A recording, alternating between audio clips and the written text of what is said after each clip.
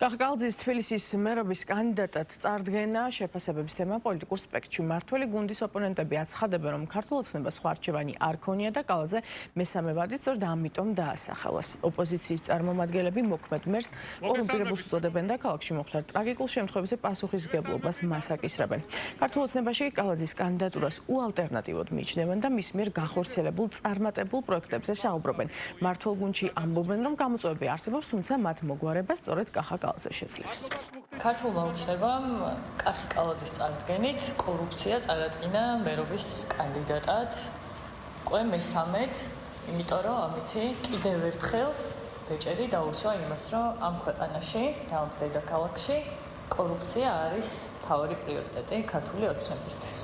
კახაკალაძე, რომელიც არის კორუფციის შუქურა და ბოლო პერიოდში ყალბადრომებთვის ქართული ოცნება ვითომ კორუფციას, თუ ნამდვილად კორუფციასთან უნდა ბრძოლა, პირველ რიგში მან ძალიან კარგად იცის, საიდან უნდა დაიწყოს ბრძოლა. ეს არის კახაკალაძე. ქართულმა ოცნებამ თბილისის მერობის კანდიდატად მესამე ვადით წარადგინა ყველაზე კორუმპირებული მოქმედი მერი კახაკალაძე. ქალაქში, სადაც არის 10,000 ავარიული შენობა და ამავდროულად დეველოპერული კომპანიები აწყობენ მისი შემწეობით ურბანულ გენოციდს.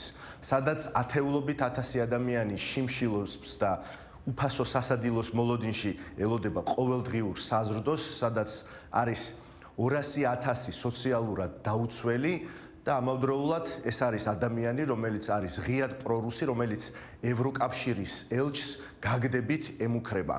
ამას თბილისი ნამდვილად არ იმსახურებს. დინარაძე ამ ყველაფერში გრანდიოზულად დამარცხდა, 800 მილიონი დაუჯდა კახაკალაძეს, რომ მესამე წარადგინათ თბილისის მერობის კანდიდატად.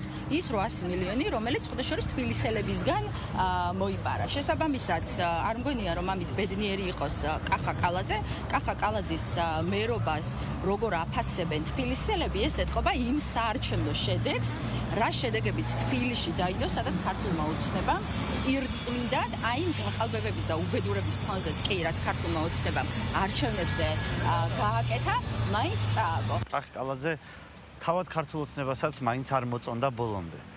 მაგრამ იქიდან გამომდინარე, რომ არსებულ პოლიტიკურ საგიჟეთში მას ყველაზე მეტი უპირატესობა აქვს, მაინც დააყენა ქართულმა ოცნებამ.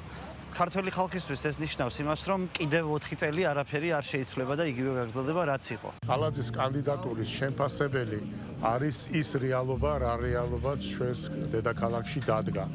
და ეს მართლაც შთამბეჭდავი ცვლილებები არის, რაც დედაქალაქმა განიცადა. ამ წლების განმავლობაში ძალიან ბევრი კონკრეტული რამ გაკეთდა, მაგრამ როგორც ითქვა, გამოწვევები არის და ამ გამოწვევებისათვის სწორედ კახაკალაძე არის ის მერი, რომელსაც შეუძლია ეს მასშტაბური დაწყებული საქმე მიიყვანოს ბოლომდე. კახა მართლაც უალტერნატივია.